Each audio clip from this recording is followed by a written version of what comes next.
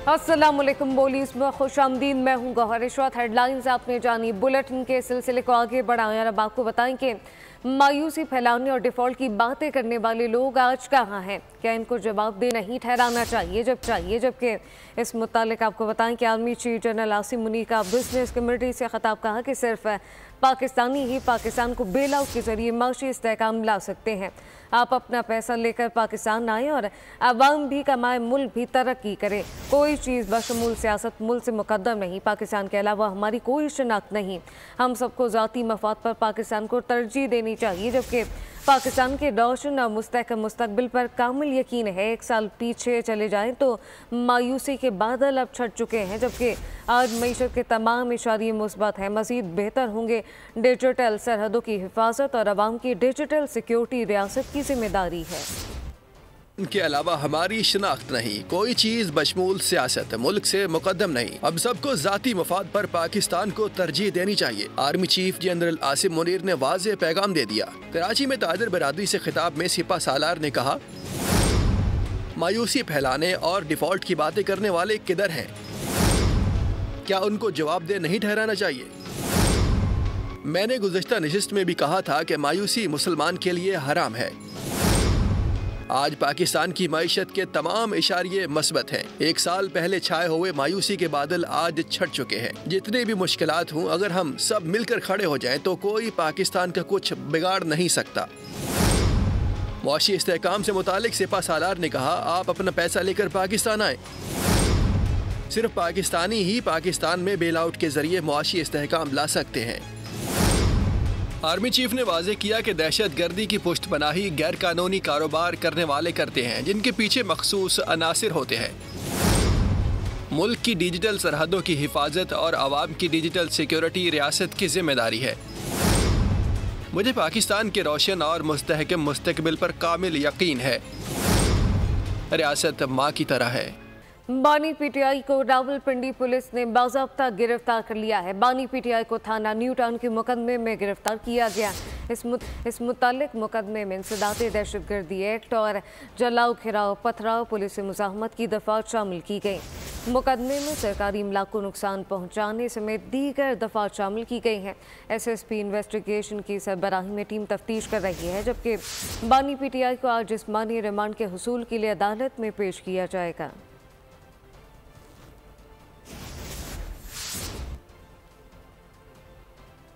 PTI की जानिब से 24 नवंबर का एहतजाज की कॉल मुनासिब नहीं। पीटीआई में मौसर हिकमत बनाने वाले लोग कम हैं। सरबराह UI मौलाना फजलुर रहमान की ने गुफ्तगू कहा कि मुसलसल एहतजाज की कॉल के बाइस एहतजाज की अहमियत नहीं रहती। बानी पीटीआई की जमानत के फैसले से हुकूमत को कोई परेशानी नहीं। मुस्लिम लीग नून के रहनुमा राना सनाउल्लाह की गुफ्तगू कहा कि बानी पीटीआई से जो मुज़ाकरात की बातें चली वो मुल्क की मफाद में हुई।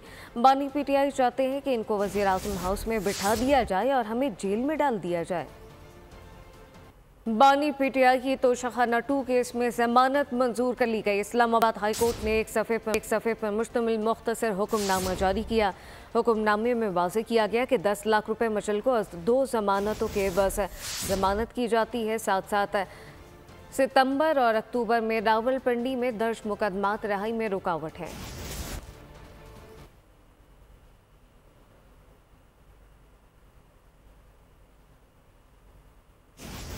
अब ये जानिए, वफाकी ज़ेर इत्तलात अता तारर का कहना है कि बानी पीटीआई की रहाई का अभी कोई इम्कान नहीं। तो तोशाखाना 2 के अलावा 9 मई की 8 FIR में इनकी जमानत नहीं हुई। इन केसेस में वो भी गिरफ्तार है। थाना 2 के अलावा 9 मई के 8 FIR हैं जिन पे उनकी जमानत अभी नहीं हुई और उन केसेस के अंदर वो अभी भी गिरफ्तार है। तो ये तो मुमकिन नहीं होगा कि तोशाखाना 2 के केस में बेल हो तो एक मुलजिम को रिहा कर दिया जाए। पीपल्स पार्टी की सेंट्रल एग्जीक्यूटिव कमेटी का रबा माह होने वाला इजलास मुलतवी कर दिया गया। ज़रा के मुताबिक चेयरमैन पीपल्स पार्टी बिलावल भुट्टो जरदारी दुबई पहुंच गए। वो दुबई से यूरोप के दौरे पर जाएंगे। साथ साथ CEC का इजलास बिलावल भुट्टो जरदारी की वतन वापसी पर होगा, जिसमें हुकूमती इत्तेहाद के बारे में अहम फैसले मुतवक्के हैं।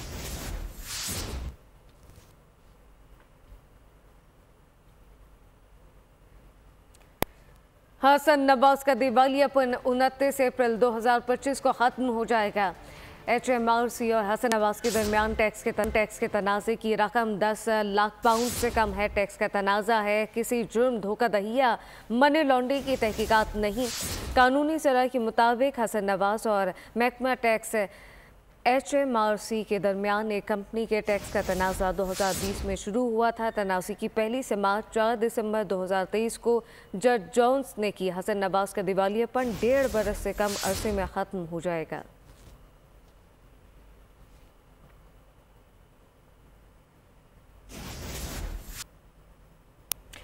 बदलते मौसम का जिक्र करें, आपको बताएं कि हवाओं के रुख में तब्दीली के बाद पंजाब में स्मॉग में कमी अभी दुनिया के आलूदा तरीन शहरों में लाहौर का दूसरा नंबर, कराची का तीसरा, जबकि अब से कुछ देर पहले एयर क्वालिटी इंडेक्स 366 रिकॉर्ड किया गया। कराची में 216 रिकॉर्ड किया गया। मजीद क्या तफसीलात है अफजाल अब्बासी से जानते हैं। अफजाल बताइएगा। जी बिल्कुल, आलूदा तरीन शहरों की फहरिस्त में लाहौर आज दूसरे नंबर पर है। लाहौर का एयर क्वालिटी इंडेक्स जो है वो 366 आया है। भारतीय दारुल हुकूमत नई दिल्ली का आलूदा तरीन शहरों की फहरिस्त में पहला नंबर है। अगर लाहौर शहर के दिगर इलाकों की बात की जाए तो सबसे ज़्यादा एयर क्वालिटी इंडेक्स 840 शिमला पहाड़ी का है। महकमे मौसमियात का कहना है कि आज भी लाहौर में मतला साफ़ रहने का इम्कान है और कम से कम दर्जा हरारत 12 सेंटीग्रेड जबकि ज़्यादा से ज़्यादा 23 सेंटीग्रेड तक रहने का इम्कान है। जी, army chief general Syed Asim Munir ने बैनुल-अक़वामी दिफाई नुमाइश आइडियाज़ का दौरा किया। आर्मी चीफ ने दोस्त ममालिक की दिफाई मैन्युफैक्चर की शिरकत को सराहा। आर्मी चीफ ने मुल्की और बैनुल-अक़वामी नुमाइश कुरंदगान के हथियारों और आलात का मुशाहिदा किया। आइडियाज 2024 कराची एक्सपो सेंटर में जारी। Army chief general Asim Munir का आइडियाज 2024 का दौरा। ISPR के मुताबिक आर्मी चीफ ने दोस्त ममालिक की दिफाई नुमाइश में शिरकत को सराहा। आर्मी चीफ ने मकामी और बैनुल-अक़वामी नुमाइश कुनिंदगान की हौसला अफजाई की। दिफाई नुमाइश आइडियाज 2024 में 557 नुमाइश कुनिंदगान शरीक हैं। दिफाई नुमाइश में 333 बैनुल-अक़वामी और 224 मकामी शुरका शरीक हैं। आइडियाज 2024 में 36 ममालिक के स्टॉल्स लगाए गए हैं। 17 ममालिक पहली बार आइडियाज 2024 नुमाइश में शिरकत कर रहे हैं। आर्मी चीफ ने नुमाइश में असलहा और साजो सामान का मुशाहिदा किया। आर्मी चीफ ने फौजी हुक्काम और दिफाई मंदूबीन से बातचीत भी की। दिफाई नुमाइश में शाहपर 3 बगैर पायलट तैयारा तवज्जो का मरकज रहा। पाकिस्तानी साख्ता शाहपर 3 तैयारे का दिफाई नुमाइश में इफ्तिताह किया गया। शाहपर 3 तैयारा 35,000 फुट की बुलंदी पर 24 घंटे से जायद परवाज कर सकता है। Core commander Karachi lieutenant general Babar Iftikhar ने आर्मी चीफ का इस्तकबाल किया। अब ये जानिए, बन्नू में खर्जियों का चेक पोस्ट पर हमला, खुदकुश हमले में 12 एहलकार शहीद हो गए। 14 में सिक्योरिटी फोर्सेस के 10 जवान और FC के 2 एहलकार शामिल हैं। माली खेल के इलाके में चेक पोस्ट पर दाखिल होने की कोशिश नाकाम बना दी गई। फायरिंग के तबादले में 6 खारजी हलाक हो गए। ग़ज़ा पर इसराइली मज़ालिम जारी हैं। अमेरिका ने सलामती कौंसिल में ग़ज़ा जंगबंदी की करारदाद वीटो कर दी है। अमेरिका पहले भी जंगबंदी की करारदाद वीटो कर चुका। करारदाद के हक में 14 मुस्तकिल ममालिक ने वोट दिया, जबकि अमेरिका ने करारदाद को वीटो किया। ग़ज़ा में इसराइली जौहरियत में अब तक तकरीबन 44,000 फ़लस्तीनी शहीद हो चुके। 17,400 से ज़्यादा बच्चे शामिल हैं, जबकि गुज़िश्ता 1 साल के दौरान ग़ज़ा में हर 30 मिनट में एक बच्चा इसराइली हमलों से शहीद हुआ। इसराइल के ग़ज़ा पर हमले जारी, 24 घंटों के दौरान 33 फ़लस्तीनी शहीद कर दिए गए। 100 से ज़्यादा जख्मी हैं। इसराइली फ़ौज की लबनान पर भी जारी। जनूबी लबनान में 3 लबनानी फ़ौजी को शहीद कर दिया गया।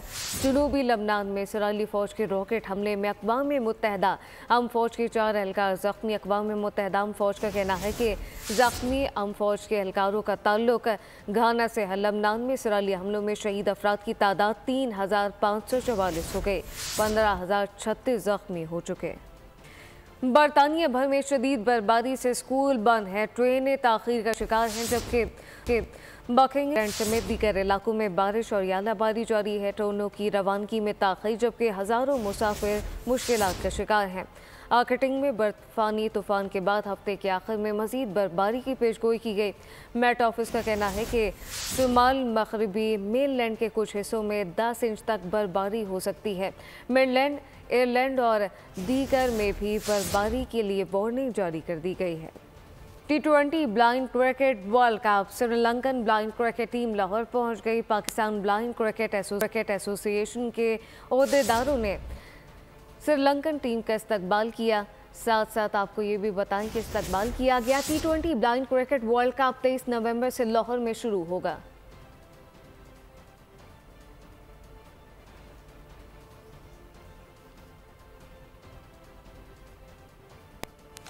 पाकिस्तान की मारूफ शायरा मरहूमा परवीन शाकिर की याद में लंदन की मुकामी हॉल में तकरीब का इनेकाद किया गया। तफसीलात क्या हैं, अब्दुल मजीद से जानते हैं।